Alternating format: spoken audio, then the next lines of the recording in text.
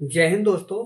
कैसे हैं आप सभी। मैं उम्मीद करता हूं आप लोग एकदम मस्त होंगे और आपकी स्टडी बहुत ही अच्छी तरीके से चल रही होगी। तो देखो, आज हम सॉल्व करने वाले हैं एसएससी जीडी का दूसरा प्रैक्टिस सेट, जिसमें क्या करेंगे, जो मैथ के सभी क्वेश्चन है उन्हें क्या करेंगे, हम सॉल्व करेंगे। ठीक है।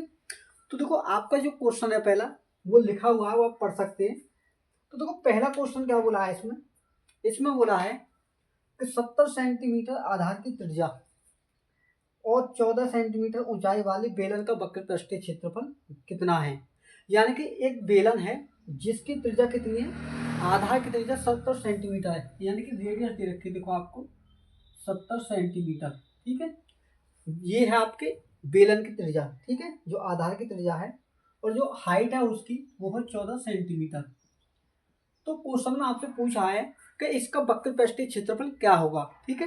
तो देखो, वक्र पृष्ठीय क्षेत्रफल का जो आपका वो होता है फॉर्मूला, वो होता है आपका 2πr/h। वक्र पृष्ठ का जो क्षेत्रफल होता है, वक्र पृष्ठ के क्षेत्रफल का जो फॉर्मूला होता है वो क्या होता है हमारा, 2πr/h। ठीक है, ये होता है हमारा फॉर्मूला। तो देखो, यहाँ पर जब आप वैल्यू रखोगे तो देखो क्या आएगा हमारा, दो यूं ही रखेंगे, 2 × पाई का मान होता है हमारा 22/7। ठीक है। इंटू रेडियस कितनी है हमारी, रेडियस है देखो 70 सेंटीमीटर, तो इंटू 70, और हाइट है हमारी 14 सेंटीमीटर। ठीक है। तो इसे सॉल्व करते हैं तो देखो क्या आता हमारा, 7 से भाग देंगे 70 में तो ये कटेगा 10 बार। ठीक है। अब क्या बचा हमारा, देखो 22 का गुणा 2 में करेंगे तो हो जाएगा 44। ठीक है। और 10 का गुणा 14 में तो हो जाएगा 140। अब 140 का क्या करना है आपको, 44 में गुना। तो देखो जीरो हमारा यूं ही रहेगा, 14 का गुना 4 में करेंगे तो हो जाएगा 56। ठीक है। अब कितने हासिल लगे हमारे, 5। ठीक है। और 14 का गुना दोबारा से 4 में करेंगे तो कितना हो जाएगा, 14 चौका 56, और 5 कितने हो जाएंगे, 61। यानी कि बेलन का जो वक्र पृष्ठीय क्षेत्रफल है वो कितना होगा हमारा, 6160 मीटर स्क्वायर, ये इसका वक्र पृष्ठीय क्षेत्रफल होगा। ठीक है। तो इसका जो वक्र पृष्ठीय क्षेत्रफल होगा वो इतना होगा, जो कि क्या हमारा बिल्कुल राइट आंसर है। तो आपका जो ऑप्शन नंबर सी है वो आपका बिल्कुल करेक्ट आंसर है। ठीक है। तो अगला नेक्स्ट अगले क्वेश्चन में क्या बोला आपके में, क्वेश्चन बोला आपके में पी क्यू और आर के बीच, पी क्यू और आर ये तीन व्यक्ति हैं जिनके बीच 8400 रुपये को, यानी कि 8400 रुपये को क्रमशः 2/3, देखो ये पी और ये क्यू होगा हमारा और ये होगा आर। ठीक है। इनके बीच 8400 रुपये को हमें इस तरह बांटना है कि उनका जो अनुपात है वो दे रखा है 2/3 अनुपात। ठीक है।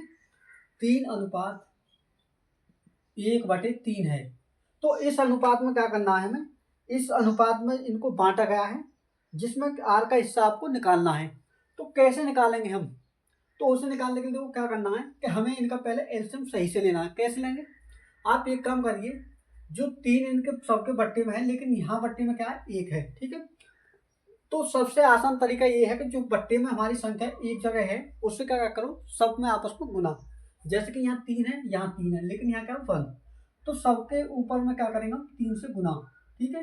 3 से गुना करेंगे, क्योंकि 3 से क्यों कर रहे हैं, क्योंकि बट्टे की संख्या का जो एलसीएम है, जब एलसीएम से गुना करते हैं हम तो हमारा जो रेशियो है एक जो मूल रूप होता है उसमें आ जाता है। ठीक है।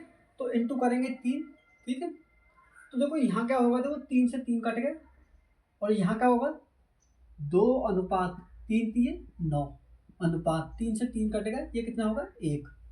तो आपका जो पी का जो अनुपात है वो कितना है, 2, क्यू 9 अनुपात में, और आर कितना है, 1 में। तो आपका जो 8400 रुपये टोटल अमाउंट दिया है वो किसका मान है, वो देखो इन यूनिट का मान है। तो अगर आप इनमें एक्स लगाना चाहो समझने के लिए तो आप एक्स लगा सकते हो। ठीक है। अब देखो, आपका जो टोटल अमाउंट है, यानी कि टोटल रुपये जो दे रखे हैं 8400 रुपये, वो किसका मान है, देखो वो है, देखो 2 और 9 11, 11 और 1 12x। ठीक है। कितने का मान है, 12x का। लेकिन क्वेश्चन में आपसे पूछा क्या है, क्वेश्चन में आपसे पूछा है कि आर का मान कितना होगा। ठीक है। तो आर का निकालने के लिए आपको करना क्या है, देखो आर का निकालने के लिए आपको जो आर का यहाँ पर रेशियो निकल के आया है उसका क्या करना है, आपको गुना। तो देखो आर का मान यहाँ निकल के आया रेशियो में 1x। ठीक है। तो x लिख दिया।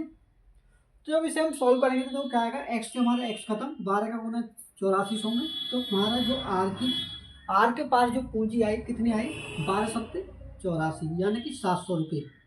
700 रुपये जो आए, एक हिस्से में पैसे आए, जो कि क्या है हमारा बिल्कुल राइट आंसर है। ठीक है, तो 700 रुपये क्या है हमारा बिल्कुल राइट आंसर है, जो आपके किस ऑप्शन में दिया हुआ है, जो कि आपके ऑप्शन नंबर डी में दिया हुआ है।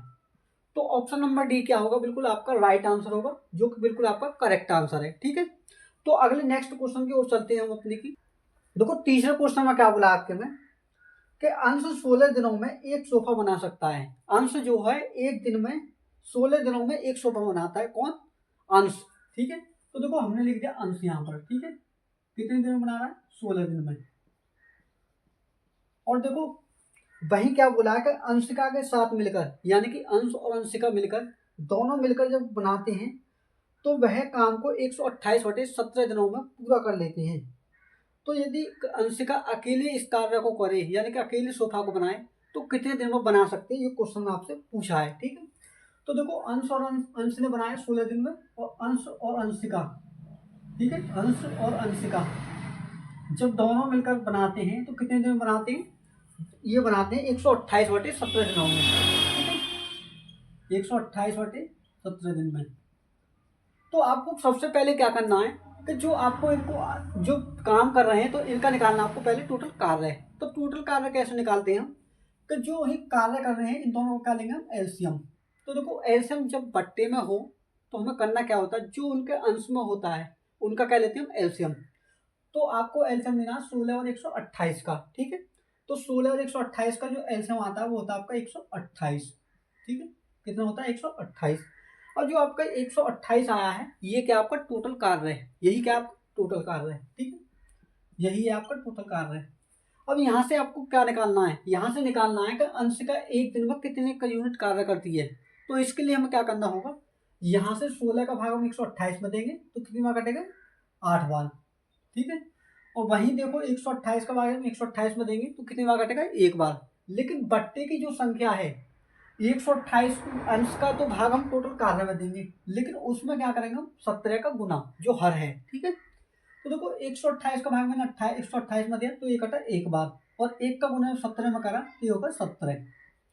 अब यहाँ से निकल कर क्या आया हमारा कि जब अंश और अंशिका दोनों मिलकर कार्य करती है तो 17 यूनिट कार्य करती है एक दिन में। ठीक है, लेकिन जब अंश अकेला करता है तो एक दिन में 8 यूनिट कार्य करता है। तो अंशिका कितना कार्य कर रही होगी? 17 में से आप 8 को घटाइए तो आपका अंशिका का मान सीधा निकल कर आ जाएगा। ठीक है, तो देखो अंशिका की जो क्षमता है वो कितनी है, वो आगे आपकी 17 में से 8 घटाएंगे 9 यूनिट। ठीक है, कितने आगे? 9 यूनिट के अंशिका एक दिन में 9 यूनिट कार्य करती है। तो क्वेश्चन में आपसे पूछा है कि अंशिका टोटल कार्य को कितने दिन में पूरा करेगी। ठीक है, तो उसके लिए आपको करना क्या है, देखो टाइम ऑफ अंशिका। ठीक है, तो कैसे निकालेंगे? टोटल कार्य को आपको सबसे ऊपर रखना है, जो कि कितना है? 128 यूनिट। ठीक है, बट्टे में क्या करना है? बट्टे में आपको रखना है कि अंशिका एक दिन में जितने यूनिट कार्य कर रही है उसे आप बट्टे में रखेंगे। तो देखो बट्टे में 9। ठीक है, तो जब इसे सॉल्व करेंगे तो देखो इसमें कुछ कटने लायक है नहीं, फ्रैक्शन में जो आएगा आपका आंसर होगा, यानी कि जो ऑप्शन आपको दे रखा है वो ऑप्शन नंबर डी आपका बिल्कुल राइट आंसर दे रखा है। तो आपका जो आंसर होगा वो option number D is the correct answer होगा। ठीक है, अब देखो अगला जो नेक्स्ट हमारा क्वेश्चन है वो क्या है, देखो तो देखो अगला क्वेश्चन क्या है आपका? टाइम एंड वर्क पर ही आधारित है, जिसमें क्या देखा देखो आपको, यदि 72 जिल्दसाज 720 पुस्तकों की जिल्दबंदी 22 दिनों में कर सकते हैं तो 12 दिनों में 660 पुस्तकों की जिल्दबंदी करने के लिए कितने जिल्दसाजों की आवश्यकता होगी।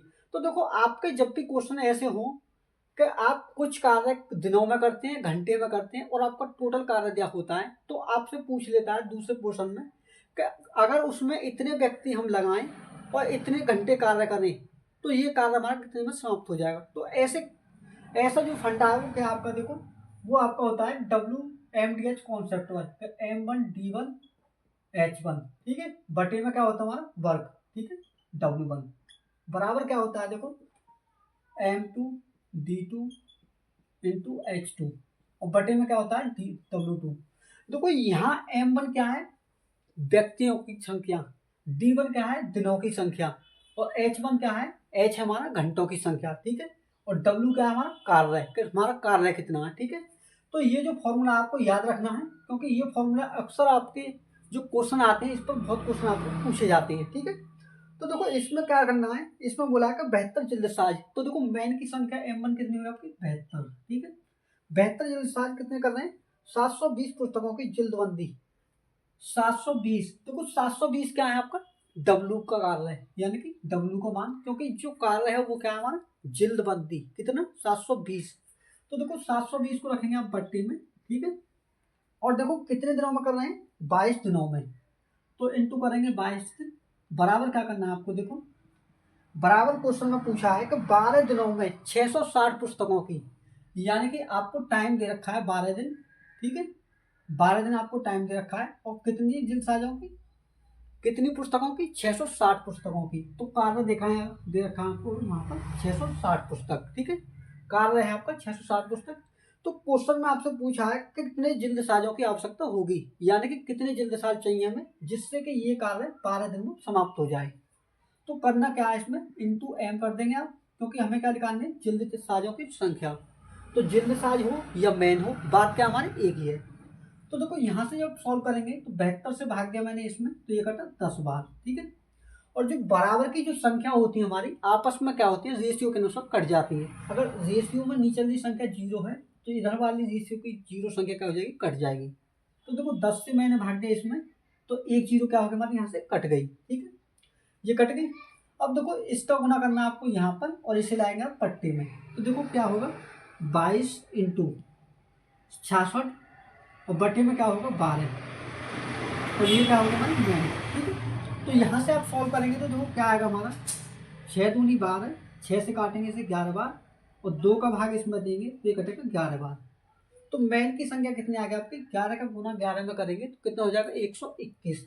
तो आपका जो आंसर है वो कितना होगा 121 इसका राइट आंसर होगा, कि हमें 660 पुस्तकों को बनाने के लिए 12 दिन तक जो समाप्त करना है उसके लिए हमें 121 आदमियों की आवश्यकता होगी। तो इसका जो आंसर है आपका option number B is the बिल्कुल करेक्ट आंसर होगा। ठीक है, तो देखो नेक्स्ट अगला क्वेश्चन क्या है हमारा। तो देखो अगले क्वेश्चन में क्या बोला है, इसमें बोला है कि एक व्यापारी अपने सामान को क्रय मूल्य से 50% अधिक पर अंकित करता है। ठीक है, और 20% की छूट देता है। तो छूट देने के बाद व्यापारी को कितने प्रतिशत का लाभ होगा ये आपको बताना है। तो देखो जब भी आपको डिस्काउंट में मार्केट प्राइस और कॉस्ट प्राइस की बात हो उसमें, और आपको डिस्काउंट और प्रॉफिट और दिया हो उसमें, तो उसके लिए आपको एक फॉर्मूला विशेषकर याद रखना है जो आपका होता है, देखो MP/CP बराबर 100 प्लस माइनस। प्लस माइनस का मतलब है कि अगर आपको प्रॉफिट है तो प्लस लिखेंगे, अगर आपको हानि है तो क्या लिखेंगे आप माइनस। ठीक है, इनटू क्या करेंगे प्रॉफिट या लॉस परसेंट। ठीक है, और बटे में क्या करना है आपको 100 माइनस की डिस्काउंट परसेंट। ठीक है, तो ये जो फॉर्मूला है इसका आपको विशेषकर ध्यान रखना है, क्योंकि इस पर जो क्वेश्चन है अक्सर आपके पूछे जाते हैं। ठीक है, तो देखो ये क्वेश्चन भी जो है आपका सेम इसी पर आधारित है। देखो क्वेश्चन में बोला है कि एक व्यापारी अपने सामान को क्रय मूल्य से, मान के चलिए ये हमारा क्रय मूल्य है और ये हमारा क्या है मार्केट प्राइस। ठीक है, तो इसमें बोला है कि क्रय मूल्य से 50% अधिक अंकित करता है। कितना 50% अधिक। मान के चलिए अगर हमारा कॉस्ट प्राइस 100 है तो इससे अगर हम 50% अधिक करें तो 50% का मतलब होता है जो संख्या हमारी है उसका आधा उसमें जोड़ना। ठीक है, तो 50 का आधा 100 में जोड़ेंगे तो कितना हो जाएगा 150। ठीक है, 150 हो गया। तो यहाँ से देखो हमारा मार्केट प्राइस निकल का आया 150 रुपये, और कॉस्ट प्राइस आया हमारा 100 रुपये। तो जब इस वैल्यू को यहाँ पर रखोगे तो देखो हमारा क्या आएगा, देखो MP हो गया हमारा कितना मार्केट प्राइस 150, और कॉस्ट प्राइस होगा हमारा 100।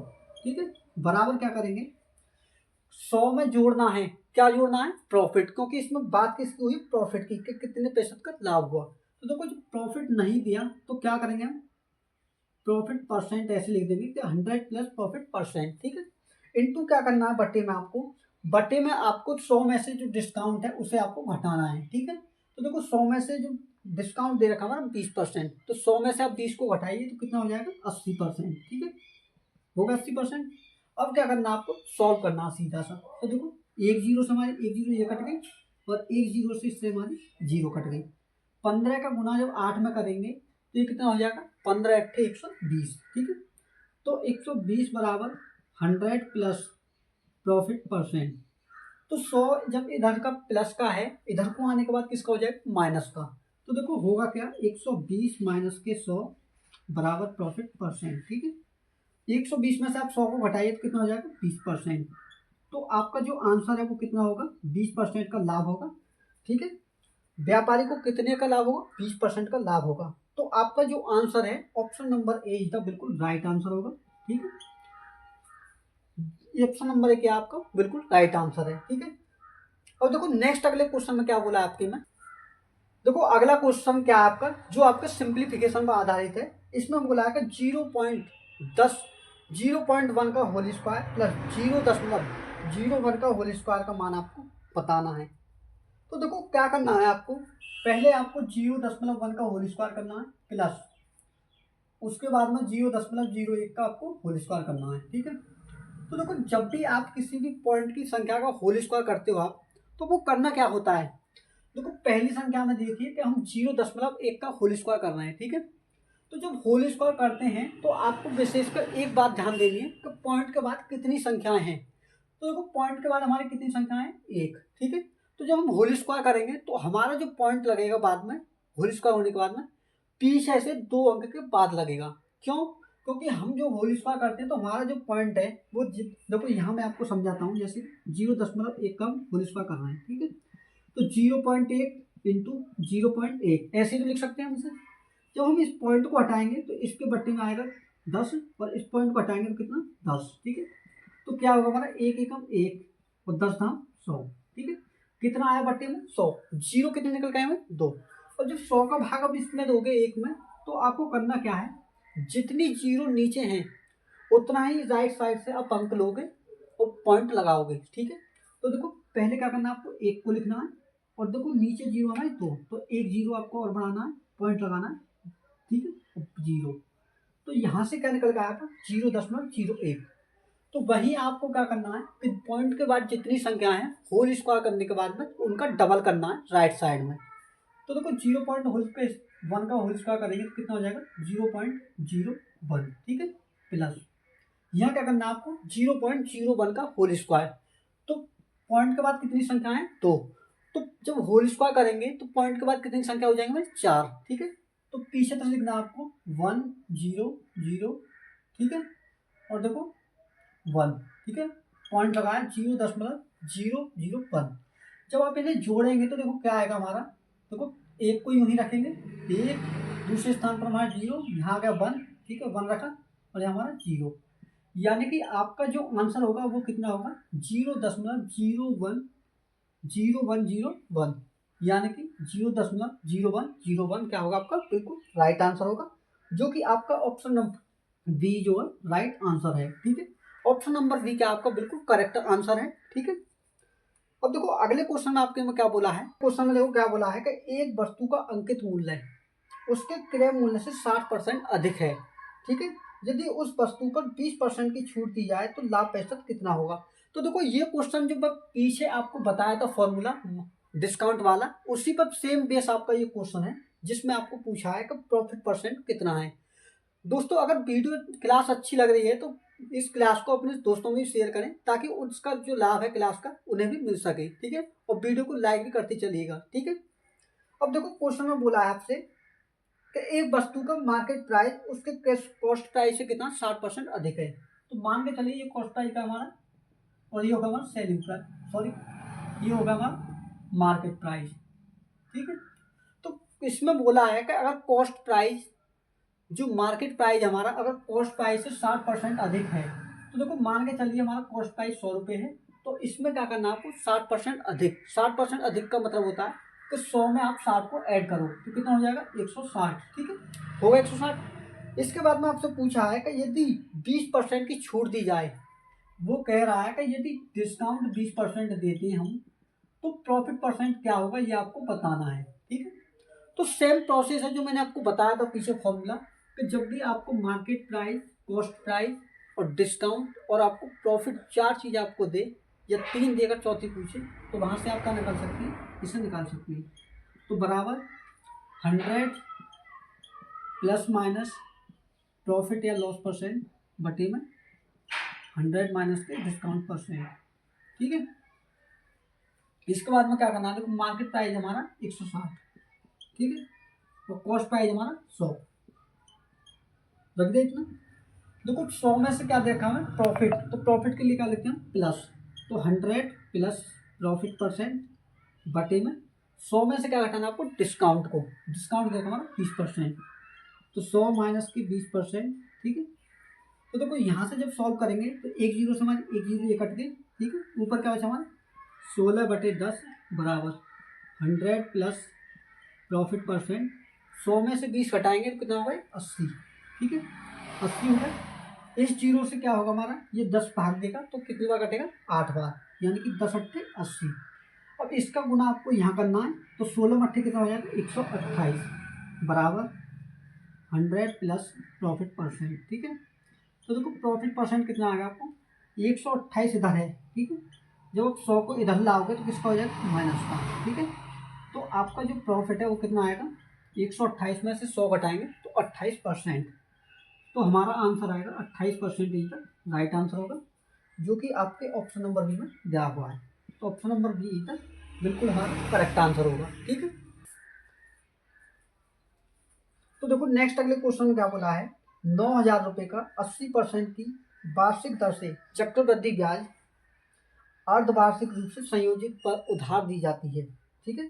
तो 12 महीने का चक्रवृद्धि ब्याज आपको ज्ञात करना है। तो देखो 12 महीने का मतलब क्या, आपको एक साल का, क्योंकि 12 मंथ वाला क्या होता है हमारा एक साल, ठीक है। तो राशि दी रखी है हमारी, देखो 9,000 रुपये, यानी कि 9,000 रुपये की राशि है, ठीक है। और आपको जो रेट दे रखा है वो दे रखा हमारा 80%, ठीक है, कितना दे रखा 80%, और टाइम दे रखा आपको 12 मंथ, 12 मंथ का मतलब होता है एक वर्ष, ठीक है, टाइम हो गया हमारा एक वर्ष। तो देखो जब अर्धवार्षिक जब हम निकालते हैं यानी कि छमाही, तो देखो अर्धवार्षिक में क्या होता है हमारा, अर्धवार्षिक, अर्धवार्षिक में जो होता है हमारा टाइम हो जाता है दोगुना, टाइम कितना दोगुना, क्योंकि साल में हम कितनी बार देंगे, हर 6 महीने पर ब्याज देंगे, तो साल में कितना 2 बार, ठीक है। तो देखो टाइम हो जाएगा हमारा 2 बार, 2 बार, ठीक है। लेकिन हमारा जो रेट होगा यानी कि दर होगी वो कितनी हो जाएगी, आधी, यानी कि 40%, ठीक है। तो रेट हो जाएगा हमारा देखो 80 का आधा 40%, रेट हो गया हमारा 40%। और हमें निकालना क्या है, हमें 40% की दर से 9,000 रुपये का चक्रवृद्धि ब्याज निकालना 2 बार।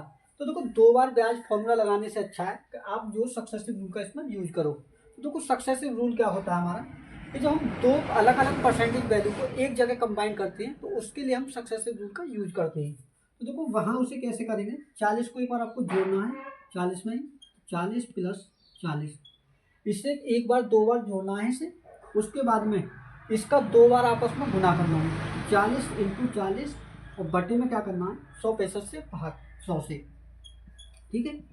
तो देखो 2 जीरो से हमारी 2 जीरो ये कट गई, 40 और 40 हो गया हमारा 80, ठीक है, प्लस, और देखो 4 चौके कितने हो गए 16, ठीक है, 16 हो गए, 80 में जब 16 को ऐड करेंगे तो हो जाएगा 96%। तो अब आपको क्या करना है कि 9,000 का आपको 96% निकालना है, तो आपका जो ब्याज है सीधा निकल कर आ जाएगा, ठीक है, चक्रवृद्धि ब्याज। तो देखो कंपाउंड इंटरेस्ट बराबर 9,000 रुपये का हमें 96% निकालना है, तो 96/100, ठीक है। तो देखो 2 जीरो से हमारी 2 जीरो ये कट गई, तो हमें क्या करना है 90 का गुना 96 में, तो जीरो हमारी यूँ रहेगी 9 छिक्के 54 का 4, हासिल लगे 5, ठीक है, 9 ने 81 और 5 कितने हो गए 86, यानी कि 8,640 रुपये जो होगा आपका चक्रवृद्धि ब्याज होगा, जो कि 2 साल का क्या होगा आपका ब्याज होगा। तो ऑप्शन नंबर डी क्या होगा आपका बिल्कुल करेक्ट आंसर होगा, ठीक है, ऑप्शन नंबर डी क्या होगा आपका बिल्कुल करेक्ट आंसर होगा। तो देखो नेक्स्ट अगले क्वेश्चन में क्या बोला आपके में,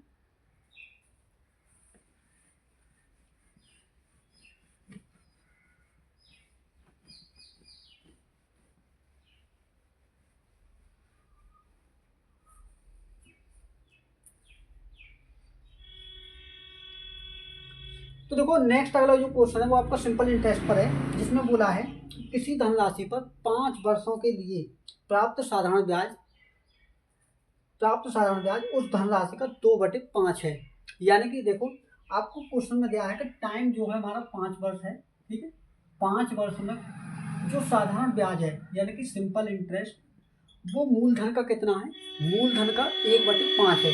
मान के चलिए अगर हमारा मूलधन जो राशि है, मूल राशि वो अगर P है, ठीक है, तो साधारण ब्याज कितना है, इसका 1/5 गुना, कितना, 2/5 गुना, सॉरी। तो इसका क्या करना है हमें, 2/5 इंटू P, ठीक है, ये क्या होगा हमारा साधारण ब्याज। तो क्वेश्चन में आपसे पूछा है कि वार्षिक ब्याज दर क्या है, यानी कि रेट क्या था, रेट आपको फाइंड करना है। तो देखो रेट निकालने के लिए हमें क्या करना है, जो हमारा फॉर्मूला होता है उसका क्या करेंगे हम यहाँ यूज। फॉर्मूला होता है हमारा, देखो सिंपल इंटरेस्ट बराबर मूलधन इंटू रेट इंटू टाइम बटे में 100, ठीक है, ये क्या होता है हमारा फॉर्मूला, ठीक है। तो देखो सिंपल इंटरेस्ट हमारा 2/5 इंटू पी, 2/5 इंटू पी बराबर प्रिंसिपल कितना है हमारा, मूल राशि पी, तो इंटू पी इंटू रेट हमें फाइंड करना है, तो इंटू आर लिखेंगे। टाइम दे रखा हमें 5 वर्ष, तो इंटू 5 बटे में क्या करना है 100, ठीक है। तो इतना करने के बाद में क्या करना है, देखो पी से हमारा पी कटेगा, ठीक है, और देखो 5 का भाग जब इसमें देंगे आप तो ये कितनी बार कटेगा, 20 बार, ठीक है, कितनी बार, 20 बार। और इस 5 का भाग जब आप इसमें देंगे 20 में तो ये कटेगा 4 बार। और अब क्या करना है आपको, इस 4 का गुना 2 में, तो 4 दूनी कितने हो जाएंगे 8%। तो इस क्वेश्चन का जो आंसर है वो कितना होगा आपका, 8% होगा, यानी कि आपकी जो दर थी वो 8% थी, जो क्या हमारा बिल्कुल राइट आंसर है। तो ऑप्शन नंबर बी इज आपका करेक्ट आंसर होगा, जो क्या बिल्कुल राइट आंसर, ठीक है। तो देखो नेक्स्ट क्वेश्चन की ओर चलते हैं अपने की ओर। तो देखो नेक्स्ट अगले क्वेश्चन में क्या बोला है कि 5 संख्याओं का औसत 32 है, यानी कि कोई 5 संख्याएं हैं जिनका औसत कितना है, 32 है। यदि एक संख्या हटा दी जाए तो औसत 28 हो जाता है, यानी कि एक संख्या हटाएंगे तो 5 में से कितना बचेगी, 4 संख्या। तो देखो 4 संख्याओं का जो औसत है आपका वो दे रखा है 28, और 5 संख्याओं का औसत कितना है आपका, जो पांचों संख्याएं हैं उनका 32। तो आपसे पूछा है कि जो हटाई गई संख्या है उसका कितना है, यानी कि उसका मान कितना है। तो पांचवी संख्या मान के चलो, हमने ये मान ली कि ये हमारी पांचवी संख्या है, जिसका मान लिया मैंने कि ये x है, ठीक है, x, ठीक है। अब आपको क्या करना है, जो टोटल आपको दे रखा है उसी को क्या मानना है आपको, उसी को मानना है आपको टोटल का हमारा जो हमारी संख्या का मान है वो 32 है, ठीक है, एवरेज दे रखा है। अब आपको ये देखना है कि 28 जो 32 से कितना कम है, कितना कम है, 4 यूनिट कम है, ठीक है, कितने व्यक्तियों पर, एक व्यक्ति पर। जब एक व्यक्ति पर 4 कम है तो 4 व्यक्तियों पर कितना कम होगा, 4 चौके 16, ठीक है, कितना होगा 16 कम। अब आपको करना क्या है, देखो औसत का मतलब होता है कि सभी पक्षों को बराबर करना। जब 16 इसमें कम है तो इसमें क्या करेंगे हम, 16 को ऐड करेंगे, ठीक है, कितना करेंगे, ऐड। तो यहाँ क्या करेंगे हम, इसमें प्लस 16 को ऐड करेंगे। और देखो ये जो x है ये क्या हमारा 32, क्यों, क्योंकि इसका जो औसत है वो क्या माना था हमने, 32 माना था। तो आपका जो नई संख्या का जो मान आएगा वो कितना आएगा, x का मान 32 प्लस उसमें क्या करना है, 16 को ऐड। तो x बराबर कितना होगा हमारा, देखो 48। तो 48 क्या होगा हमारा, बिल्कुल राइट आंसर होगा, जो कि आपके ऑप्शन नंबर ए में दिया हुआ है। तो option number A is the बिल्कुल राइट आंसर होगा, ठीक। तो वो अगला जो क्वेश्चन है वो आपका एसए पर आधारित है, जिसमें क्या बोला है, देखो विद्यार्थियों की वह अधिकतम संख्या। जब भी आपको किसी भी क्वेश्चन में अधिकतम या मैक्सिमम की बात हो तो वहां क्या होता है हमारा एचसीएफ, ठीक है। अधिकतम संख्या ज्ञात कीजिए जिनके बीच 1003 चॉकलेट और 2703 कैंडी इस प्रकार बांटी जा सकती हैं कि प्रत्येक विद्यार्थी को प्रत्येक चॉकलेट और कैंडी की समान संख्या मिले। यानी कि देखो एक चॉकलेट कितनी आपकी 1003, ये क्या हमारी चॉकलेट, ठीक है, ये हमारी चॉकलेट। और क्या बोला है, और बोला है इसमें कि कैंडी है हमारी 2703, कैंडी है हमारी 2703। इसमें बोला है, क्वेश्चन में आपसे पूछा है कि प्रत्येक विद्यार्थी को, ठीक है, प्रत्येक विद्यार्थी को प्रत्येक चॉकलेट और कैंडी की संख्या अधिकतम मिलनी चाहिए। तो जब अधिकतम की बात होती है तो उनमें हम क्या करते हैं कि इस पर लगाते हैं एचसीएफ। तो देखो आपको जब भी संख्या ऑप्शन में अलग अलग दिखाई दे हो तो वहां आपको सबसे आसान तरीका होता है कि आप उन संख्याओं में से क्या करें, इन संख्याओं में भाग दें, ठीक है। जब आप भाग दोगे तो जिस संख्या से ये दोनों संख्या कट जाएंगी वही क्या होगा, आपका आंसर होगा, वही आपका एचसीएफ होगा। या फिर देखो और दूसरा जो मेथड है मैं आपको बताऊंगा ये, ठीक है। तो देखो पहले क्या करते हैं, हमारे ऑप्शन देखो 4 ऑप्शन दे रखे हैं, जिसमें देखो ऑप्शन नंबर 1 याद रखा है 19। तो पहले मैं 19 से इसमें भाग देके देखता हूँ ये पूरा कटता है ना कटते दोनों। तो देखो 19 से मैंने इसमें भाग दिया तो 19 पंजे 95 बचा 5, और 5 का मतलब बन गया 53। 53 19 से आपका नहीं कटता, ठीक है। तो 19 ऑप्शन नंबर ये क्या हमारा बिल्कुल गलत आंसर है, ऑप्शन नहीं गलत। अब आते हैं बी की ओर। तो बी दे रखा है आपको कितना 29। तो देखो 29 दिया होते हैं 87, बचा कितना हमारा 13, और 133 आपका 29 के पहाड़े में कहीं भी नहीं आता। तो ऑप्शन नंबर बी क्या हमारा गलत, ठीक है। अब देखते हैं ऑप्शन नंबर सी को। ऑप्शन नंबर सी में दे रखा हमारा 17, कि 17 से हम इन संख्या को काटेंगे, अगर दोनों संख्या कट जाती हैं तो हमारा आंसर क्या होगा 17। तो देखो मैं इसे काटता हूँ तो 17 पंजे 85, 85 जब आप 100 में से घटाओगे तो बचेगा 15, और 15 का मतलब होगा 153, ठीक है। और 153 में जब 17 से भाग दोगे तो कितना कटेगा 9 बार, यानी कि पहली संख्या हमारी कट चुकी है। अब इसी चीज़ को हम क्या करेंगे, इस पर अप्लाई करेंगे, कि अगर इस पर भी अप्लाई होगा तो हमारा आंसर क्या होगा 17 ही होगा, वो बिल्कुल करेक्ट आंसर होगा, ठीक है। तो देखो मैंने इसमें भाग दिया 17 एकम 70, बचा कितना 10, ठीक है। ये होगा हमारा 10 बचा 1 0। अब इसके बाद में 17 का भाग मैंने और दिया तो 17 पंजे 85, बचा कितना रिमाइंडर हमारा 15, उतार लिया हमने 3। तो 53 में जब 17 का भाग देंगे तो इतनी बार कटा 9 बार। यानी कि कहने का मतलब है कि 17 हमारी एक ऐसी संख्या है जो इन सभी को डिवाइड कर रही है, जो कि क्या हमारी एक अधिकतम संख्या है। तो आपका जो ऑप्शन नंबर सी होगा बिल्कुल करेक्ट आंसर होगा, यानी कि इन संख्याओं का जो HCF होगा वो कितना होगा, वो 17 होगा। तो ऑप्शन नंबर सी आपका बिल्कुल करेक्ट आंसर होगा, ठीक है। और देखो ये तो था आपका ऑप्शन वाइज, लेकिन हम इसे जो बेसिक मेथड है उससे हम कैसे सॉल्व करते हैं, ठीक है, उससे मैं आपको बताता हूँ। देखो उसके लिए आपको करना क्या है, पहले देखो आप इन सब का क्या लो, इन दोनों का अंतर, ठीक है। तो इन दोनों का जब अंतर लोगे तो कितना आएगा, ये आएगा हमारा 3 में से 3 घटाया 0, और यहाँ 0 में से 0 घटाएंगे 0, ठीक है। और यहाँ का बचा देखो 7 भी यूं ही रहेगा, 2 में से 1 घटाया 1। अब देखो 1700 है आपका, अब 1700 को आपको ऐसे फैक्टर करने हैं जो कि क्या हो, आपको अधिकतम संख्या हो, इन सबको क्या करें डिवाइड करें। तो देखो 17 इंटू 100, 2 हो गए फैक्टर, 17 का गुना 100 में करेंगे तो कितना हो जाएगा 1700। अब देखो आप इसका भाग इसमें देंगे तो किस में आएगा, पॉइंट में, जो कि क्या हमारा गलत है। अब उसका 100 का ही भाग इसमें देंगे तो ये भी पॉइंट में।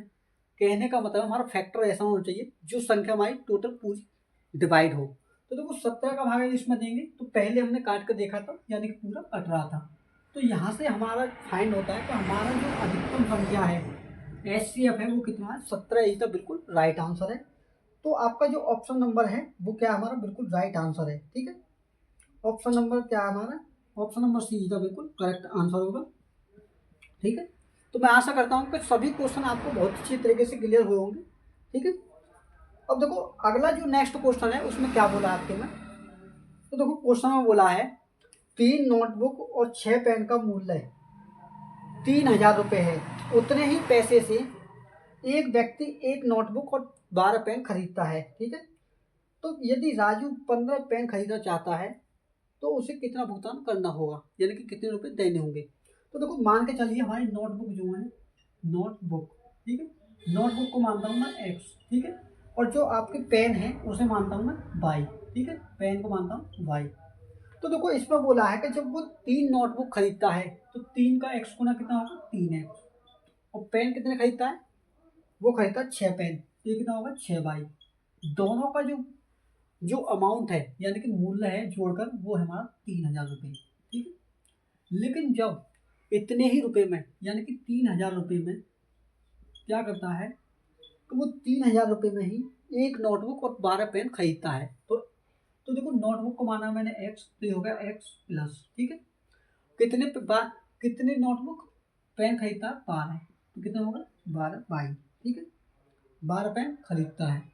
तो देखो आपसे पूछा है कि यदि राजू 15 पेन खरीदना चाहता है तो उसे कितने का भुगतान करना होगा। तो देखो आपको क्या करना है, इनको सॉल्व करना है। और देखो सॉल्व करने के लिए मैं सीधा आपको बताऊं, आपको क्या करना है, तो ऊपरली संख्या में आप 2 से गुना कर दो दोनों पक्षों में, ठीक है। तो देखो क्या होगा 2 3 6 x plus 2 Chheoki 12y plus 2 3 कितने हो गए 6000, ठीक है। अब आप एक बार इस समीकरण को और उतार लीजिए, x प्लस 12y बराबर 3000। ठीक है, अब देखो आपको करना क्या है, आपको करना है कि इन तीनों पदों में से आपको क्या करना है, ऊपर की संख्या में से नीचे वाले को घटाना है। तो देखो प्लस के 12y और माइनस के 12y क्या हो जाएंगे, आपस में कट जाएंगे, और 6 में से x घटाएंगे तो कितना हो जाएगा, 5x। ठीक है, तो 5x का मान आपका कितना आया, देखो 6000 में से 3000 घटाए तो कितना होगा, ये होगा हमारा 3000। ठीक है, 3000। तो देखो 5 से भाग इसमें देंगे तो कितनी बार कटेगा, 600 बार। तो आपका जो मान है x का कितना आ गया, 600 आ गया। लेकिन क्वेश्चन में आपसे पूछा है कि कितने पेन खरीदता है, यानी कि पेन का मान हमें बाई, तो यहाँ से हम क्या निकालेंगे, बाई का मान। तो देखो कैसे निकालेंगे, आप किसी भी समीकरण में x का मान रखें, वहीं से आपका बाई का मान निकल आएगा पेन का। ठीक है, तो देखो मान के चलिए मैंने इसमें रखा दूसरे वाले समीकरण में, तो देखो x का मान कितना हमारा 600, 600 प्लस 12 बाई बराबर 300। ठीक है, 3000 सॉरी। तो देखो 12 बाई बराबर 600 को जब इधर लाएंगे तो किसका हो जाएगा, माइनस का, और 3000 में से जब 600 को घटाएंगे कितना होगा, 2400।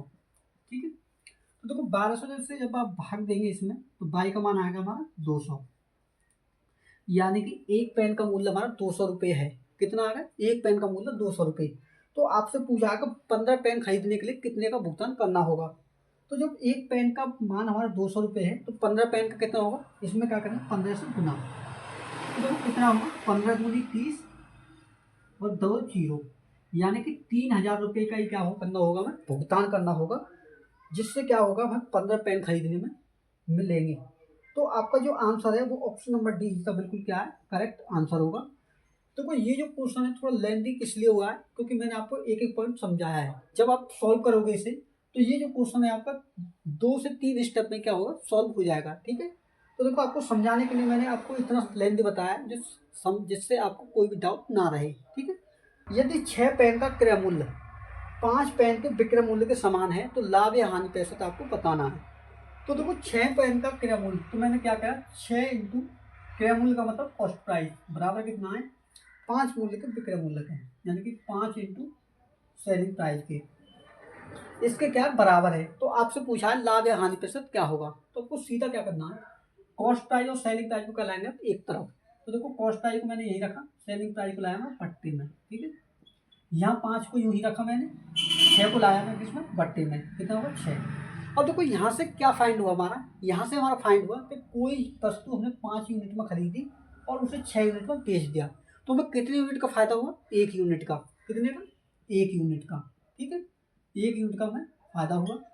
तो हमें क्या निकालना है, प्रॉफिट या लॉस परसेंट।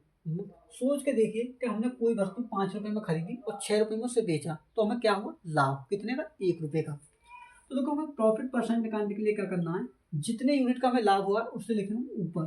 ठीक है, जितने यूनिट पर हुआ है उसे लिखेंगे बट्टे में, कितने पर हुआ है, जिस पर खरीदते हैं। तो 5 में हमने खरीदा था तो बट्टे में 5 इंटू करेंगे 100 से गुना, तो 5 से भाग इसमें दिया, कितनी बार कटा, 20 बार। तो आपका जो प्रॉफिट परसेंट आया वो कितना है, 20% ही था, बिल्कुल करेक्ट आंसर होगा। ठीक है, 20% क्या आपका बिल्कुल करेक्ट आंसर है। तो इस क्वेश्चन में क्या बिल्कुल राइट आंसर है। ठीक है, जो कि आपके किस ऑप्शन में है, जो कि आपके ऑप्शन नंबर 20% प्रॉफिट। ठीक है, तो आपका ऑप्शन नंबर बी क्या बिल्कुल करेक्ट आंसर होगा, ऑप्शन नंबर बी क्या बिल्कुल करेक्ट आंसर। तो अगले क्वेश्चन में बोला है कि दो संख्याओं का गुणनफल 720 है, तो दो संख्याएं जिनका गुणनफल हमारा 720 है, उनका महत्तम समापवर्तक 4 है, तो इन संख्याओं का लघुत्तम समापवर्तक क्या होगा। तो देखो इसमें क्वेश्चन में दिया है कि मान के चलिए पहली संख्या x है, दूसरी y है, इन दोनों का गुणनफल क्या है हमारा 720, 720। लेकिन इनका जो HCF है यानी कि हाईएस्ट कॉमन फैक्टर वो है आपका 4।